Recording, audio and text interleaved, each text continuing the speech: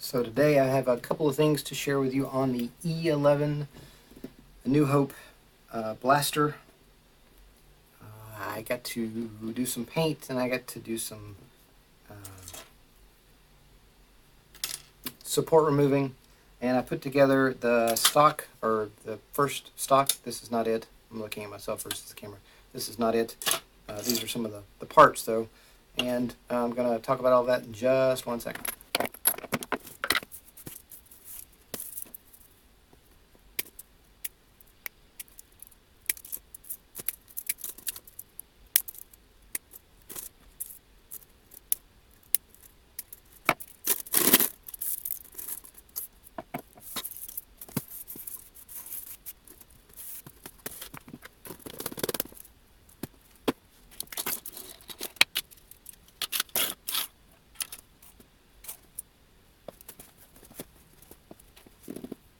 So, a couple of things. I found my deburring tool after I bought a new one, which has come in handy to clean up some of the parts. Some of the parts on this stock, for example, here are very rough on the interior, which is, you've got to have a part fit, and also these holes. I also found that I am missing a couple of parts. I did not print enough, and I knew I hadn't printed everything, but I have confirmed. And so this is what the finished stock looks like.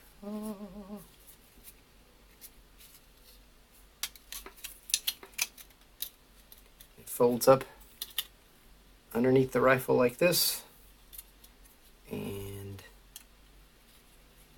this comes down. Look at that. And there's a little slot that this is going to lock into, which I haven't cleaned up all the way, so I'm not going to push. That was one of the parts I was talking about that needs to be cleaned up. So what I'm going to do is I'm going to kind of go backwards with this because I had to figure this out. But look, isn't it pretty? Okay, so I mentioned that I did not have all the parts printed. I had to borrow a pin, and so this will be the first one that I take out. It was kind of tough to go in, so that's why I'm going to take it out. I'm going to do this in reverse order.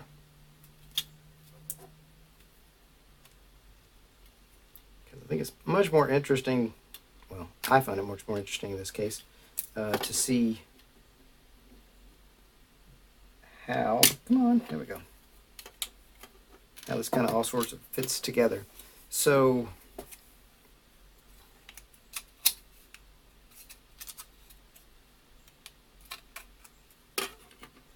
these, talk about beautiful design, fit into, I got tabs and slots, and they fit in there just like that. Nice and beautiful. Then the piston goes in there, holds them apart, and there's a pin. And this piece, this is the buttstock part that actually would go against your shoulder. I've got to see how much I've got to trim that up because I'm not sure how far that's supposed to open. I think there's maybe a millimeter or two more that I can squeeze out of that. But there is a little spring mechanism in here. Another one of those ink pen springs. And I borrowed the same pin here to assemble all this together. The first one I took out is supposed to be a little bit shorter. So when you take this apart, I'll lay this down here. There is this little locking mechanism, which we had fun taking the supports off of last time. And then this little, it reminds me of a whistle. And then I was looking at the instructions, and in the end of the little whistle piece, there's actually a hole that was filled up with support material. And then this is the pin spring, and we'll talk about the pin springs in just a moment. So the little whistle looking piece goes in the hole, and the little key piece fits into this little key piece. And then the end of the piston actuates off of the buttstock. So the buttstock This is a guide for the end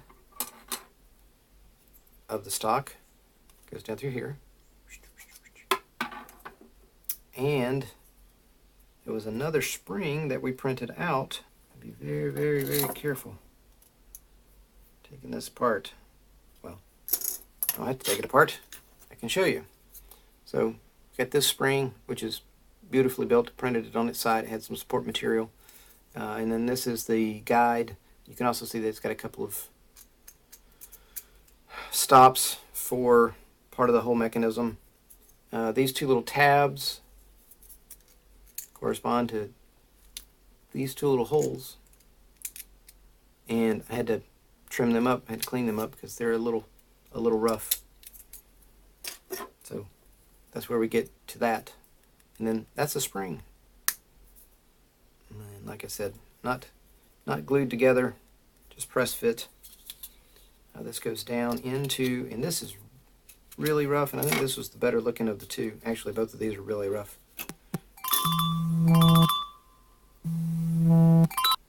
So my wife called. So the buttstocks ended up being very, very rough, and this is where the deburring tool kind of comes in. It is a blade, but it's not quite like a knife blade, and I was finding that it kind of scrapes the supports off in an appealing manner. And as long as you don't dig into it, just remember what you're playing with plastic here. So that cleans up, and it fits into these tiny little holes here on the side.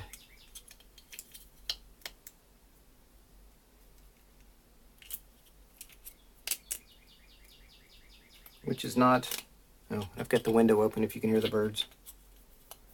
And it wiggles. So, get my hand in here just right. Ah!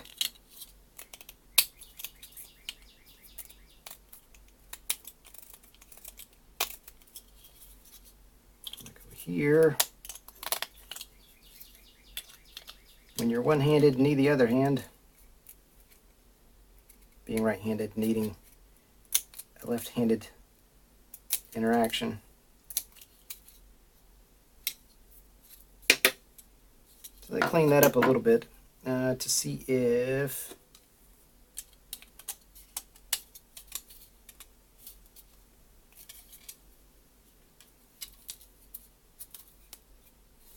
it's a little bit better down in there. It still needs to be cleaned up some more. Like I said, this whole piece was rough based on the supports.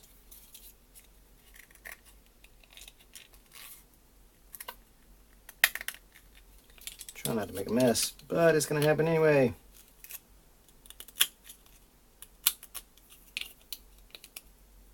And there will be some sanding.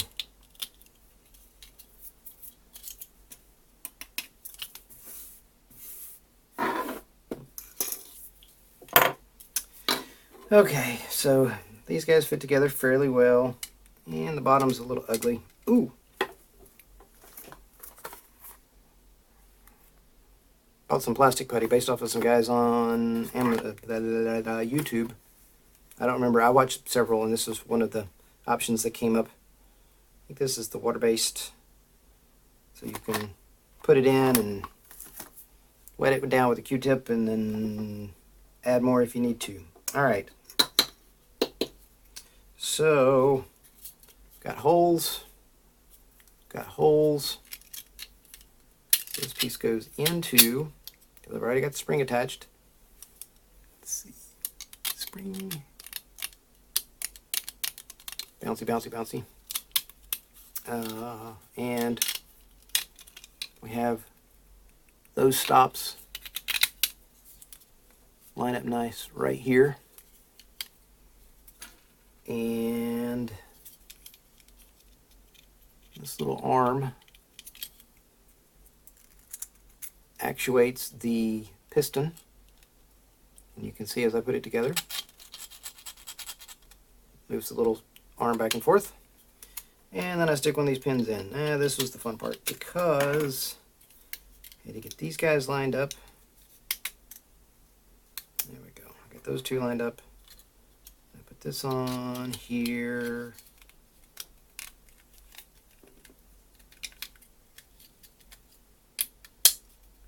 Actually, that was a lot better than I thought. And now when you open it, you can watch this mechanism extend. And I believe this locks into the bottom of the blaster. I don't know. I haven't gotten that far.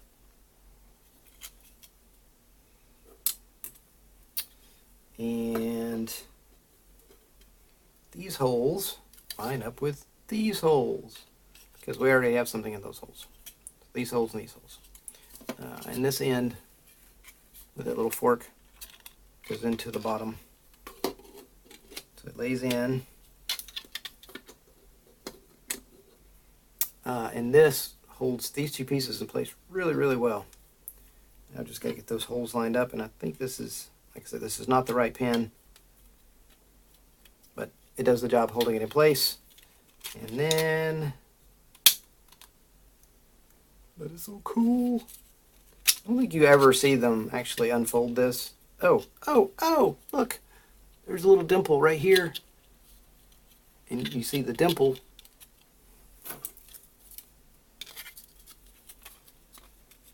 For the tab right there. So it locks into place. Let's see, there we go. Look at that. Oh, it snaps so it doesn't fall down. This is going to be gorgeous. There's a set of tabs on the inside of the Y that I'm not sure what they go to. Like I said, I haven't read ahead. I've got the wrong pin here, but it's coming together. I've got a lot of cleaning up on this one to do. I break out the Dremel. Actually, I was using a file like for metalwork the other day, and it worked quite well. All right, so I'm gonna stop here on the stock and then show you some other stuff. So last week you watched me break my spring, which I printed, and I had an idea. The filament itself is pretty close to the diameter of the spring metal. So I was thinking, what if I were to wrap filament around a form, heating it up, because this is brittle and wants to break, to get a spring type apparatus. And it doesn't have to be perfect because this is a non-functioning play toy and it only has to spring so much. And this is this, and let's wind it and heat it up. And so I pulled out my trusty measuring device, one of them, and measured the inside of the spring, which is a spring and wants to, spring. And I got to 1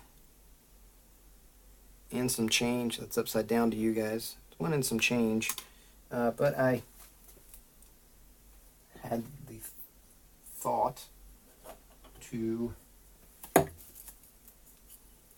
measure the thing that it goes against, which is right here, which is just under an inch. It's 95.95.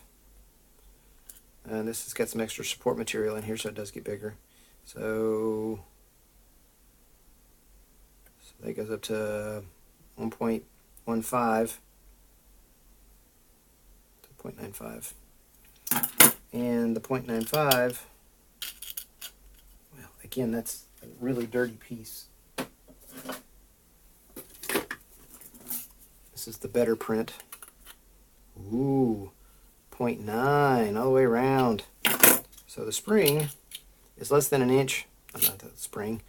The thing that the spring mates against, the charging group, is less than an inch in diameter. So if I can find something like this dowel that I have laying around, and it's tapered, but this end, the tapers a lot. That's 0.8. This end is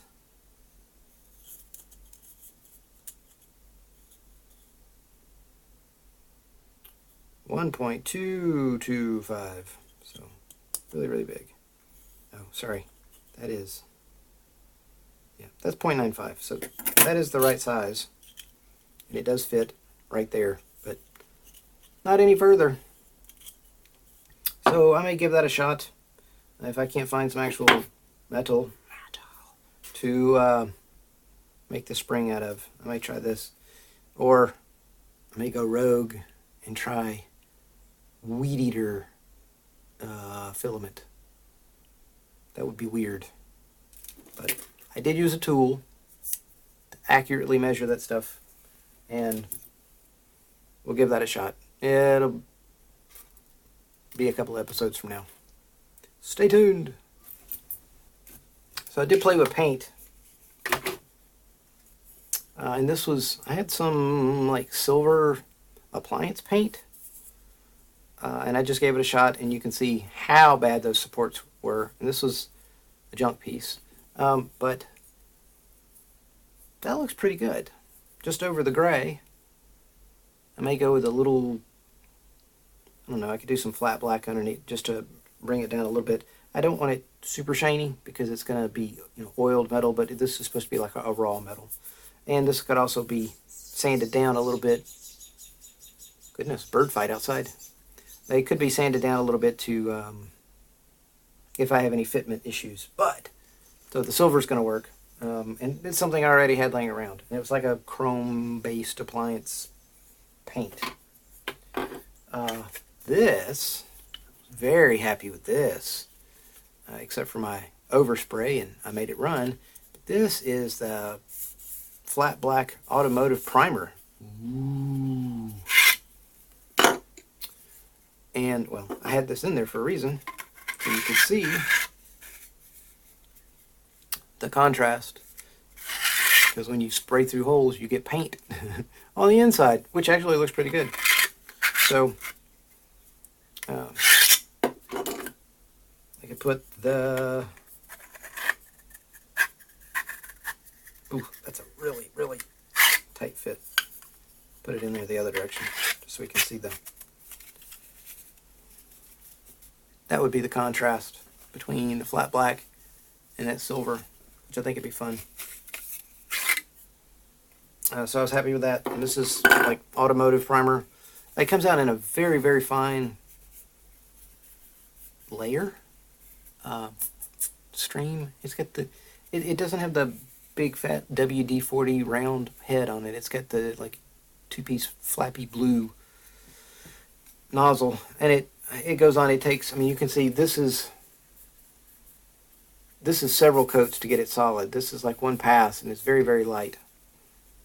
You can see where my finger was, and I did get a little too much on there, and so I just rubbed it around with my finger. But I think with a light sanding, I mean, it filled in the cracks, not cracks, the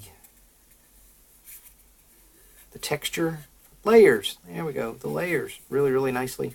And I did very, very little prep to this. I just kind of cleaned out the holes. There were a couple of high spots, and now you can see there's a ridge right there. Which would be better suited with something that was actually meant for. Yeah, you can see that come off right there.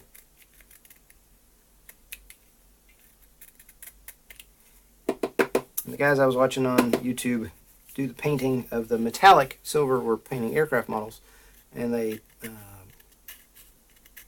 said that you find your flaws after you paint, which is true.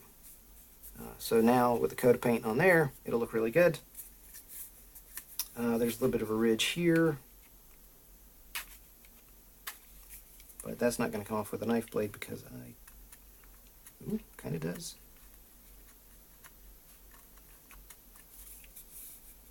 I'll finish sanding that.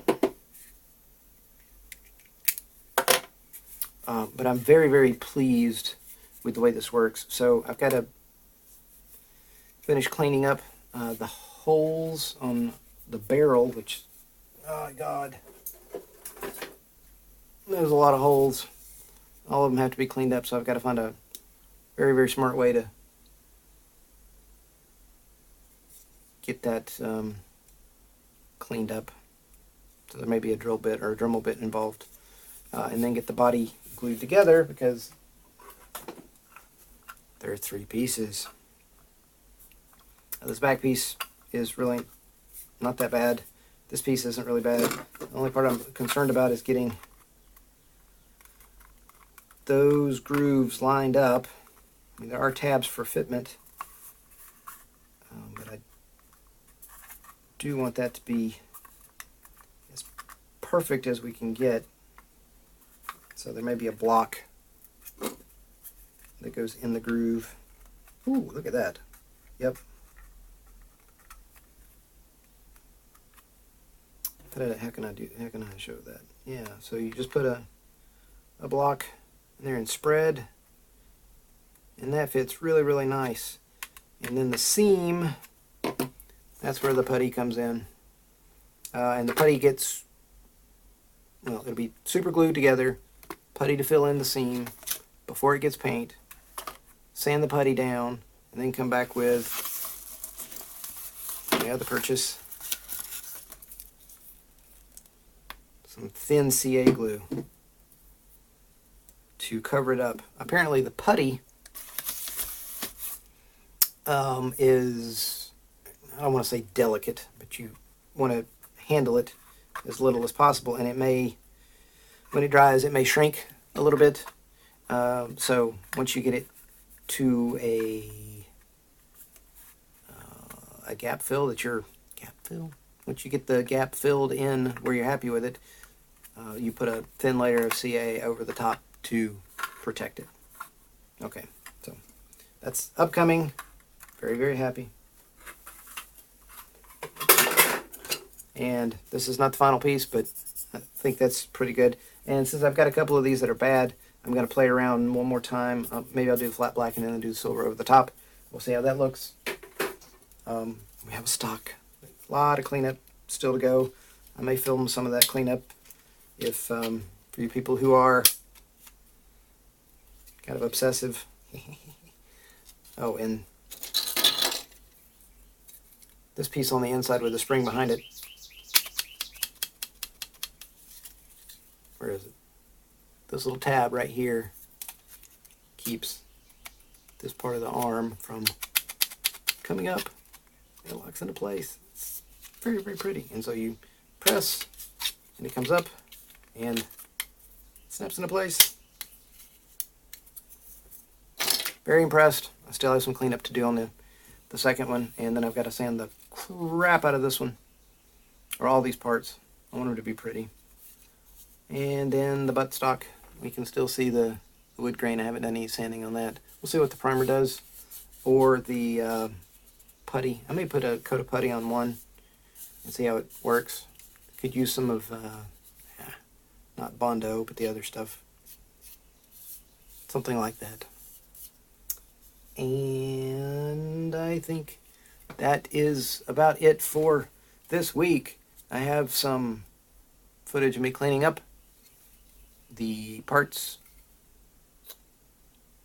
And stay tuned. We'll see you next time.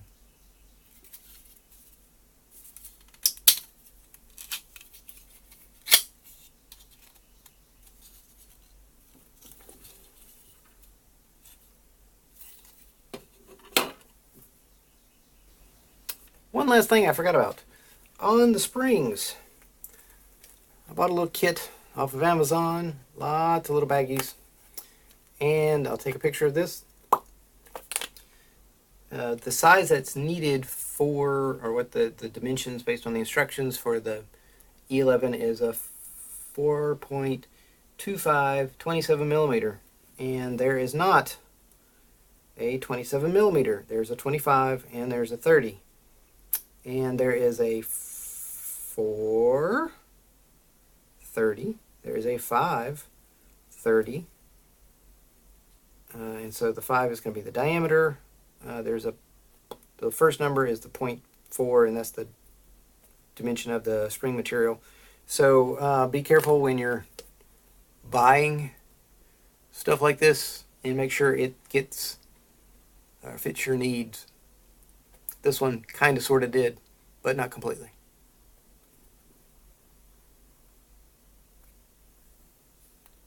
Thanks for watching. I hope you enjoyed it. Too many hobbies, not enough time. It's a theme song, y'all.